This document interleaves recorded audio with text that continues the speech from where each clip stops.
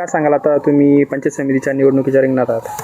सर्वप्रथम मी किशोर येडू धोत्रे, वाहेगाव नेवरगाव गटातून वाहेगाव गणामध्ये पंचायत समितीसाठी मी उभा आहे. आणि माझ्या गटात आजपर्यंत काय विकास कामं झाले आणि याच्यानंतर काय करायचं आहे याबद्दल मी सांगेल. माझ्या गटामध्ये आजपर्यंत रस्त्याचा प्रश्न खूप महत्त्वाचा आहे. त्यानंतर पाणी, आता यावर्षी पाणी आहे म्हणून काही कमतरता नाही, पण जेव्हा आमचा पाण्याचा प्रश्न आहे, नांदूर मधनेश्वरचा प्रश्न आहे, जी मेन चारी आहे त्या चारीला आम्हाला जेव्हा गरज असते त्यावेळेस पाण्याची कमतरता आम्हाला भासते. आणि जे आमचं हक्काचं पाणी आहे ते या कॅनलपर्यंत किंवा टेलपर्यंत पोहोचत नाही. त्यासाठी आम्ही आमच्या पंचायत समिती जेव्हा आमचे उमेदवार आहे वाल्मिक भाऊ शिरसाट, एक चळवळीतलं नेतृत्व आम्हाला खंबीर लाभलेलं आहे. आणि त्यांच्या पाठपुराव्यामुळं आतापर्यंत आमच्या गटामध्ये लाईटचा प्रश्न असेल, पाण्याचा प्रश्न असेल, कोणाच्या गायगोठा असेल किंवा पंचायत समितीमार्फत ज्या सिंचन विहिरी भेटतात त्यामध्ये खूप मोठ्या प्रमाणात भ्रष्टाचार आहे.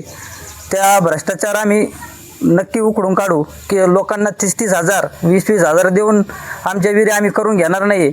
आम्ही ज्या शासनाने दिलेले त्याप्रमाणे आम्ही फुकटमध्ये लोकांना विहिरी या नक्की मंजूर करून देऊ. यापुढे कोणी गणामध्ये एकही म्हणणार नाही की बा आम्ही 30,000 देऊ आणि विहीर मंजूर करू, 5,000 देऊ आणि गायगोठा मंजूर करू.